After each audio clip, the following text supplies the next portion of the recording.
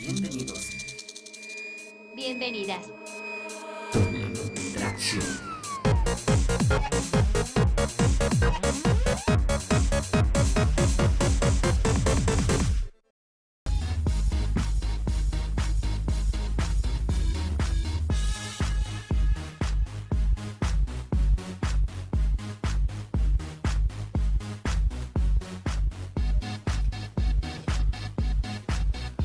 Estamos de vuelta en la doble tracción.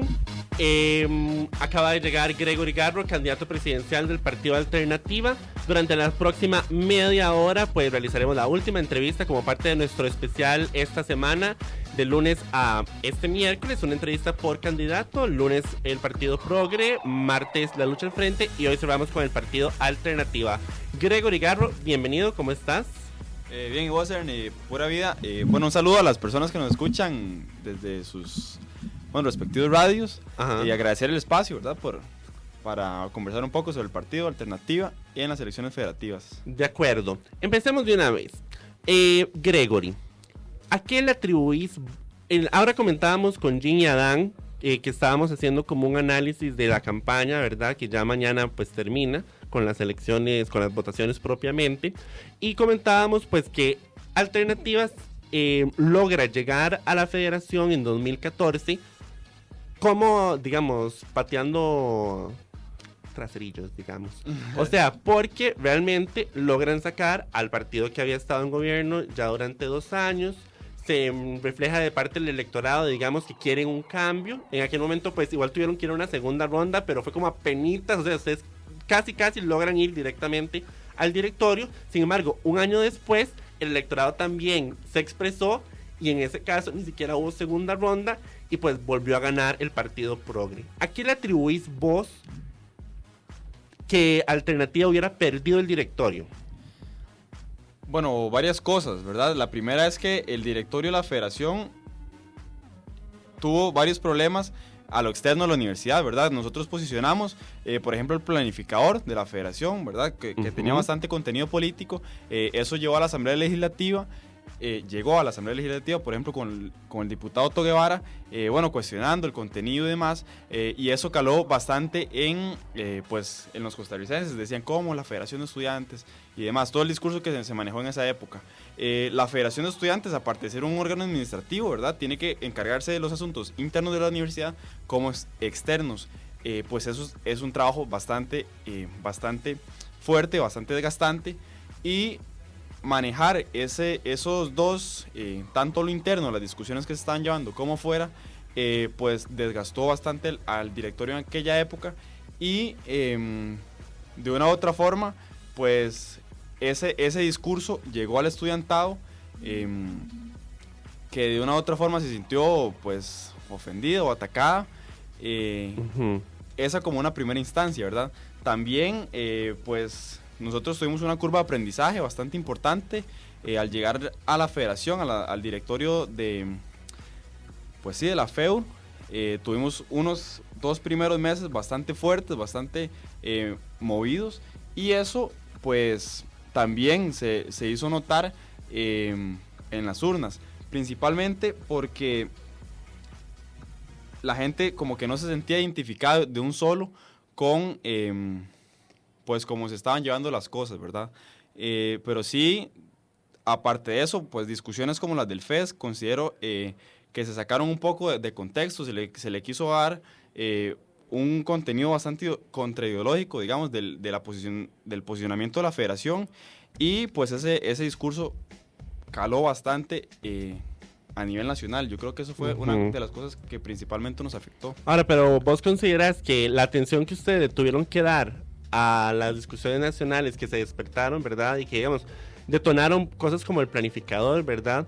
Que eso provocó que ustedes desatendieran ciertos temas a lo interno y que eso provocó que el estudiantado pues se desencantara a la hora de a la hora que ustedes le volvieron a pedir el voto. No los desatendimos, pero mediáticamente, digamos, a la hora de comunicar, las agendas temáticas de la federación iban muy en ese sentido, ¿verdad? Entonces la gente de una u otra forma pudo haber sentido que los asuntos del directorio se abandonaron. O sea, que vos lo que decís es que se eclipsó la percepción de los estudiantes, digamos. Que lo De una u nacional otra forma. eclipsó de alguna forma la percepción de los En un estudiantes. principio, sí. Y lo que percibían era que la mayoría de los esfuerzos de la federación Iban enfocados iban hacia hacia otros. afuera.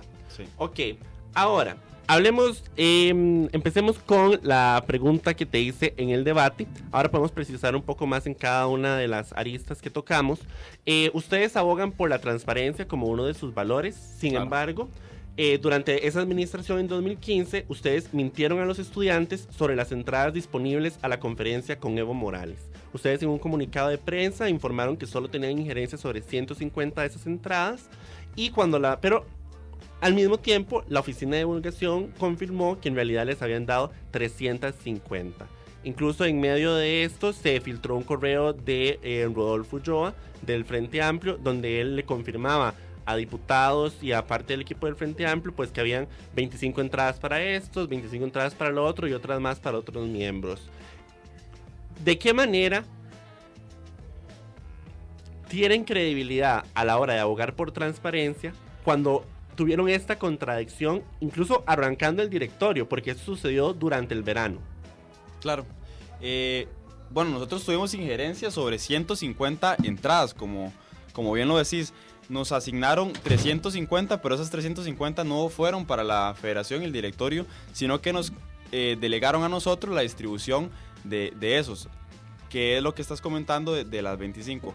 Esas, o sea, las 150 eran para la Federación de Estudiantes y el resto eran para demás movimientos sociales que la Federación de Estudiantes se iba a encargar de distribuirla. Habían varios sindicatos, varias organizaciones no gubernamentales, varios movimientos sociales que estaban dentro de esa cantidad de entradas. Pero nosotros disponibles teníamos 150. Pero tuvieron injerencia sobre 350, porque me decís que las otras las repartieron. Sí, porque la ODI nos la dio a nosotros, pero nosotros no teníamos la posibilidad de elegir qué hacer con esas entradas, sino que ya estaban dispuestas, solo que la federación O sea, que la ODI les dijo que solo podían repartir 150 estudiantes. O sea, la ODI, que fue lo que comentaron, dispuso de 350 entradas. Por eso, ¿verdad? pero ¿quién decidió que solo podían darle 150 estudiantes? Nosotros teníamos dispuestas 150, que fueron las que se habilitaron para las entradas. Las otras 200 eran para movimientos sociales, sindicatos. Por eso, pero ¿quién y decidió eso? ¿Quién decidió que de las 350 solo 150 iba a ir? Porque digamos, según la ODI, a ustedes les dieron 350 y se acabó. Ellos no tuvieron ninguna injerencia en que de esas agarren y unas la reparten a tantos movimientos. Eran para nosotros. Ajá. De eso la ODI no lo dice. La ODI dice, nosotros les dimos 350 nosotros... y ya, ¿quién decidió que 150 era lo que estaba disponible para los estudiantes? Ustedes. No, nosotros ¿Quién? teníamos, como te digo, las 150 dispuestas para la federación. Yo en ese momento, la verdad no estaba en la federación, entonces no puedo decir quiénes fueron los que decidieron que solo 150 pero habían. Lo que sí sé es que solo las 150 entradas eran las que se disponían para estudiantes de la federación de acá, ¿verdad?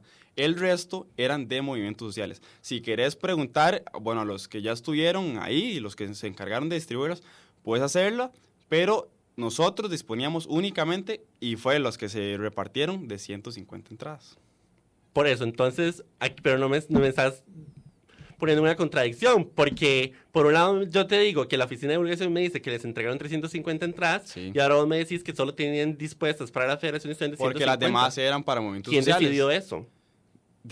Pero por eso te estoy diciendo que lo preguntes. Sí, pero es que eso ya lo preguntamos. Y eso lo preguntamos a Jordan Vargas al inicio del año, pero ahora te pregunto a vos si esto, situación, porque todo lo que me está diciendo contradice lo que decía Jordan, porque Jordan lo que decía era que efectivamente había una parte de eso, fue a movimientos sociales, pero en ningún momento él me indicó en aquella entrevista hace más de un año que solo 150 estaban dispuestas a estudiantes. ¿Y cuántas fue las que dispusimos? 150. Esas eran las claro, porque eso fue lo que ustedes le comunicaron a los estudiantes.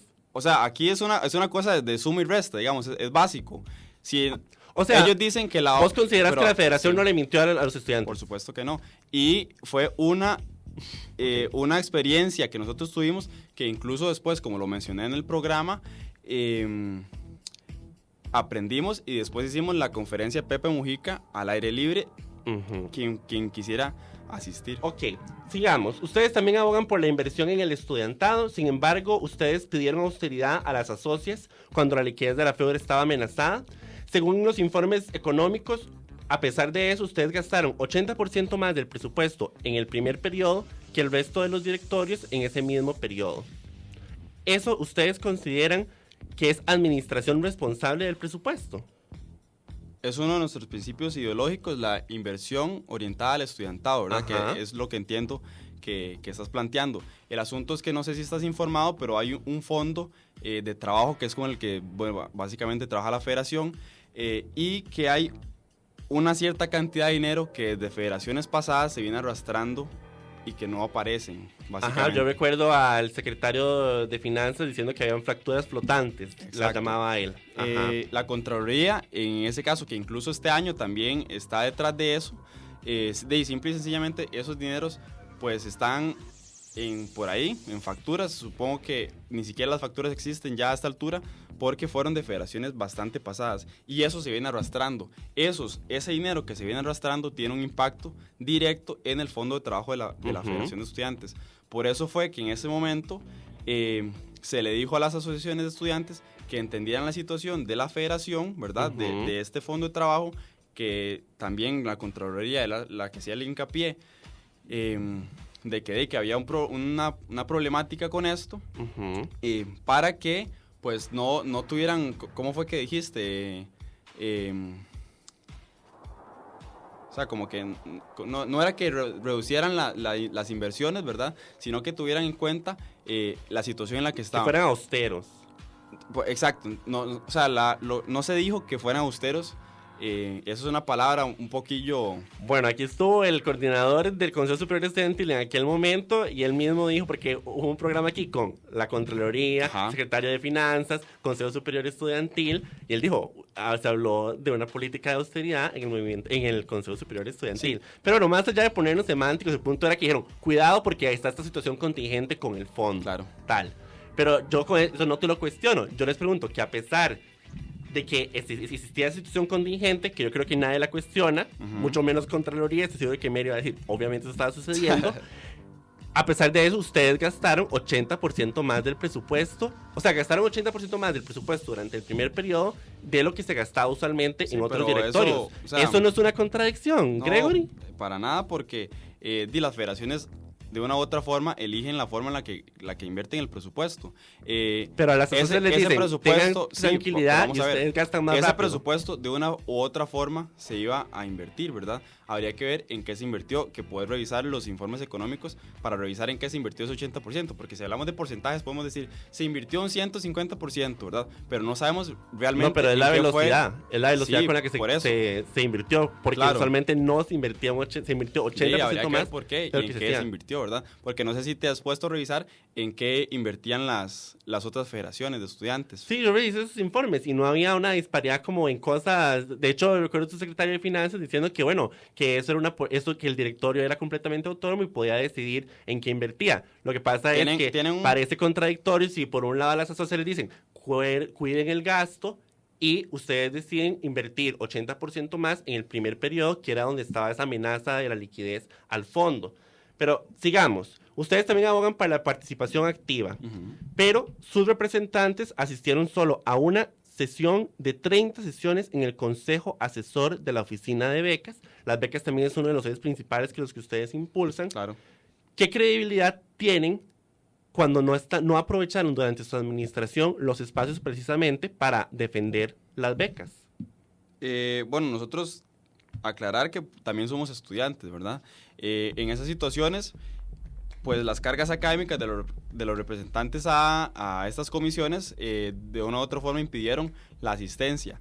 Pero yo siento que es una cosa, o sea, nuestro discurso va en otro sentido. Nosotros queremos que la federación sea abierta a la participación de todos y todas las estudiantes de la universidad. Pues por supuesto que hay un tema de representación, ¿verdad? En esos espacios que la federación también llevó por un tema de asistencia no se dejaron de atender los temas, que es lo que estás apuntando básicamente, que al no asistir pues se dejaban los temas de lado. La federación también No, yo no continuó. estoy apuntando a eso. Yo estoy Bueno, nada eso, más... eso es lo que haces entender. No, El- ¿cómo? No. El asunto Tranquilo, porque aquí yo le estoy diciendo a usted Ujú. que como federación, la federación tiene derecho a representantes en todas las comisiones institucionales Sí, de esta universidad. y, bueno, Voy, un ujú. momento. Yo en ningún momento estoy sugiriendo que por eso dejaron los temas de becas de lado. En ningún momento dije. Lo único que dije fue que de 30 sesiones que celebró el Claro. Consejo Asesor de Becas, solo asistieron a una. Y te Ujú. pregunto, ¿eso no les resta credibilidad a la hora de venir a hablar de que van a defender becas cuando desprotegieron un espacio como el Consejo Asesor de la misma oficina que atiende esta temática? Y para resumirlo, yo me comprometo a que en esta administración pues asistamos a las comisiones y después el próximo año podrá revisar si asistimos o no asistimos. Aquí hay un tema de fondo. También cuando nosotros hablamos de participación, que es lo que te estoy diciendo, Ajá. es que hay que abrir los espacios a estudiantes que no están dentro del directorio y dentro de la... dentro del partido alternativa, que Ujú. tengan la oportunidad de fiscalizar estos espacios, ¿verdad? Porque es súper importante que no salga únicamente en estos periodos, sino que si hay un tipo de descontinuidad en la asistencia, que los estudiantes estén vigilantes de esas situaciones y que también, que en caso de que estén en las posibilidades de hacerlo, que se sumen al trabajo. Porque, pues, como te estoy diciendo, las cargas académicas en ciertas etapas del año son, pues, y todos lo sabemos que son bastante demandantes, ¿verdad? Y si nosotros tenemos personas que están capacitadas para asistir a eso, las estamos invitando, porque a lo mejor incluso pueden aportar muchísimo más de las personas que fueron en un principio nombradas. Y es a lo que estamos apuntando nosotros. Ok. Ahora, ustedes también hablan, el eslogan de campaña de ustedes en esta ocasión es en la U, vos decidís. Ujú. Sin embargo, el año pasado se realizó la Asamblea General de Estudiantes sobre el tema del FES Ujú. y se votó una consigna, ¿verdad? Tradicionalmente la Asamblea, bueno, históricamente y lamentablemente las Asambleas Generales de Estudiantes nunca logran el quórum necesario, ¿verdad? Lastimosamente, sí. Sin embargo, siempre se realizan para que los estudiantes voten Y se informen. etcétera. Sin embargo, ustedes salieron a la calle desapegados, digamos, de lo que se votó ahí. Porque se votó un 11% del PIB para el 2020, si mal no recuerdo. Ujú. Pero ustedes como federación se apartaron de eso. Por un lado, en todo su plan de gobierno, ustedes hablan de que los estudiantes decidan a través de distintas plataformas incluso. Ujú. Pero por otro lado, no respetaron un órgano que en principio vendría a ser el órgano máximo de decisión de los estudiantes. Entonces, ¿cómo son ambas cosas compatibles, Gregory? Claro. Había un tema de quórum, ¿verdad? No sé si sabes el quórum Sí, claro. de la Asamblea General. Ajá. Pues si no hay quórum, básicamente las decisiones que se tomen ahí no son vinculantes. No. Entonces, bueno, pasara lo que pasara ahí, se posicionó el tema, ¿verdad? Se posicionó la discusión para que los estudiantes se informaran y eso pasó en esa Asamblea General. 2 días después de eso se llevó a cabo un Consejo Superior Estudiantil donde también se habló del tema del FES y cuál era la posición del movimiento estudiantil en Asocias con respecto a este tema. En ese Consejo Superior Estudiantil se votó que la defensa tenía que ser sobre un 8% y sobre los presupuestos constitucionales. Entonces nosotros como federación, bueno, como lo planteas básicamente, estuvimos como en un tipo de encrucijada, porque en un espacio se votaba el 10%, bueno, el porcentaje, que en ese momento el 11%, y en el otro se votaba el 8%, que era un tema constitucional, ¿verdad? Entonces, de una u otra forma, pues un espacio estaba legitimado, que es el Consejo Superior Estudiantil, y el otro de una u otra forma no, pues al no tener quórum también. Entonces nosotros estuvimos como en ese balance, digamos, como en ese péndulo, y por eso fue que optamos por pues, posicionarnos de la forma en la que lo hicimos. Ok. Ahora, Gregory, una pregunta. ¿Qué papel consideras vos que juegan los partidos nacionales dentro de las elecciones federativas? Ninguno. Ninguno. Pues vamos a ver, por lo menos desde Alternativa, que es por lo que yo puedo hablar, ¿verdad? Que soy el representante, los otros partidos que hablen ellos, pues nosotros no tenemos ningún tipo de... o sea, vamos a ver, yo no tengo un teléfono directo con ningún diputado o con ningún representante de ningún tipo de partido político, nunca he militado en un partido, pero ciertamente hay militantes de los partidos nacionales en los partidos federativos, y eso para nadie es un secreto. Normalmente lo que pasa, y te explico, es que las personas que son militantes en algún tipo de espacio, normalmente son personas muy participativas, ¿verdad? Entonces vos los ves y se meten casi que en todo. Están en partidos nacionales, están en partidos federativos, están en asociaciones, en movimientos no gubernamentales y demás. Alternativa, pues tenemos militantes de partidos nacionales, pero también tenemos miembros de organizaciones no gubernamentales, de incluso colectivos estudiantiles y demás. Y por eso puedo decir que es un partido bastante plural y que no hay ningún tipo de, pues, teléfono rojo, digamos, por ponerlo en una forma gráfica. Ok. Bueno, te pregunto, en general, bueno, porque para nadie es un secreto que la mayoría de los militantes de Alternativa pertenecen al Frente Amplio, que la mayoría de los militantes en Progre pertenecen al PAC, la lucha al frente lo ha dejado eso muy claro, y bueno, que en la lucha al frente están personas del PT y del nuevo Partido Socialista, y bueno, ahora de Organización Socialista que se separó. Sí. Y Sofía Álvarez durante el debate criticó una de tus declaraciones porque ella decía que cuando ella estuvo en una asociación, precisamente la Federación Alternativa rechazaba o en solicitudes de financiamiento o de apoyo por una cuestión ideológica. ¿Y qué? ¿Vos considerás que eso sucedió? O sea, que efectivamente la ideología juega un papel en la manera en que se administró el directorio. No en, obviamente incide la ideología en las posturas que se toman, pero en su relación con otros estudiantados y otras asocias que, como bien decía, digamos, Eva Carazo, pues en principio la federación, más allá de representar a un partido y la ideología que se maneja en el partido, debería representarlos a todos y todas. Pues yo, o sea, con esa afirmación lo que diría es que lo compruebe, ¿no? Porque, pues, mil cosas se pueden decir, pero, ¿cómo comprobamos eso? ¿Verdad? Por eso, pero esa no compartís, digamos, que eso estuviera sucediendo. Supuesto. Y te puedo decir que en una administración mía, en caso de que nos den la confianza, pues no sucedería así. Que incluso nosotros estamos abiertos, y te comento, que una de las propuestas es el 10% proyectos, el fondo de proyectos, ¿verdad? Ajá. Que lo que viene a hacer es dar un porcentaje presupuestario a la federación para un tipo de incubadora de proyectos de innovación, de acción social, emprendedurismo, que básicamente que que no habría ningún problema ideológico, por así decirlo. Si un proyecto tiene las características, si una persona concursa para una solicitud de algún tipo de ayuda y cumple con los requisitos, pues básicamente así se haría. Y que también un poco de la propuesta de gobierno abierto, ¿verdad? Que nosotros lo que queremos es que las cuentas sean transparentes y que los procesos también sean abiertos a cualquier tipo de participación. Ok.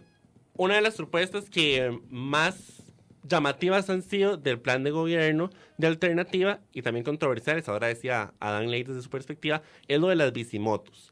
Ustedes en el plan de gobierno de ustedes hablan pues de que el plan de las bicis fue un proyecto que impulsó el directorio de Alternativa y que se desactivó, digamos, se fosilizó durante la administración del directorio actual. ¿Por qué dicen eso? Pues, porque el proyecto de bicis continuó. Sí, porque es un proyectazo.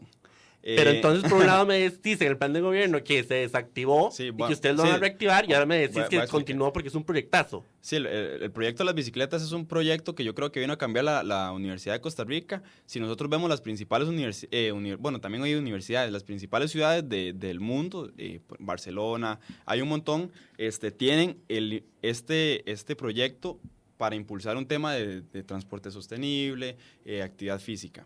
Nosotros lo que decimos es que nuestro proyecto estaba planteado en 2 etapas, que ya lo hemos dicho bastantes veces. La primera de ellas era, un plan piloto para comprobar la frecuencia. Esto lo hicimos en conjunto con un estudio de ingeniería civil que nos dijo que cuando terminamos el periodo, al inicio fueron 3.600 personas y cuando terminamos el periodo, 5.000 personas habían usado este proyecto.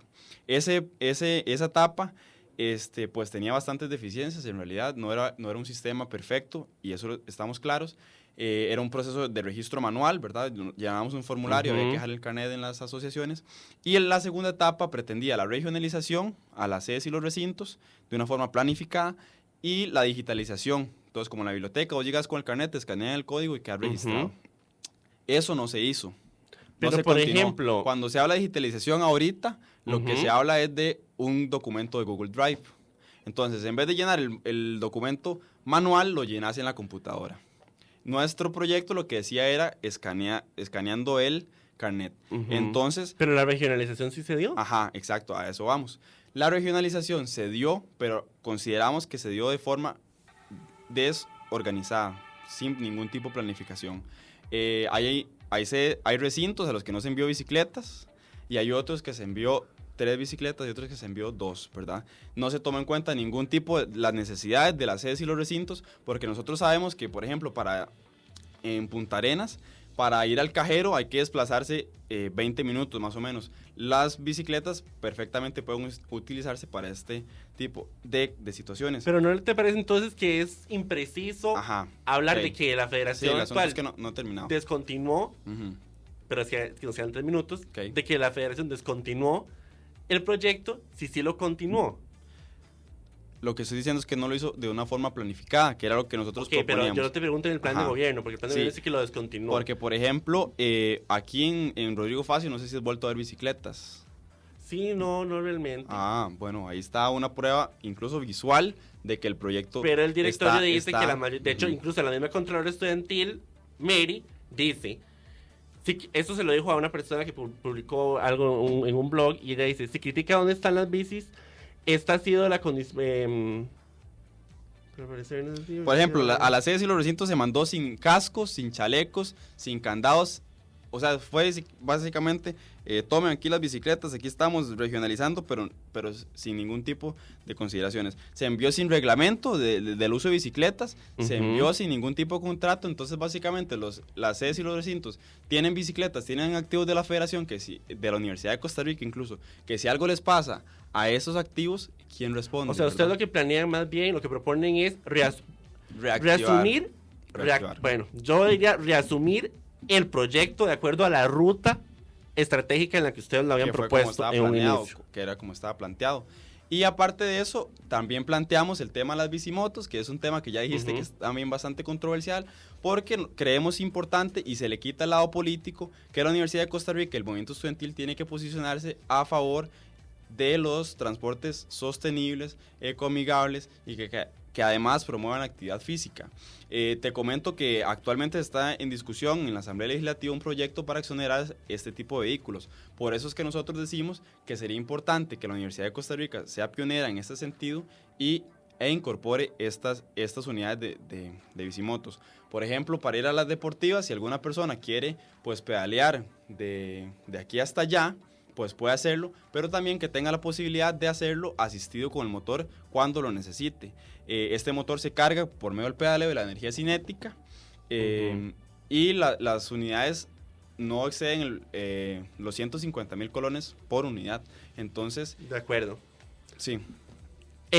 Las últimas palabras para cerrar, o sea, una invitación a los electores. Bueno, invitarlos a que se sumen al proyecto Alternativa, no únicamente que voten, también invitarlos a votar mañana y el viernes, de 8 de la mañana hasta las 8 de la noche, con una identificación, ya sea la cédula o el carnet, y que nos busquen en redes sociales como Alternativa CR, ahí está el plan de gobierno. Muy bien. Gregory Garro Jiménez. Candidato de Alternativa. Muchas gracias, nos escuchamos en el próximo programa. Chao.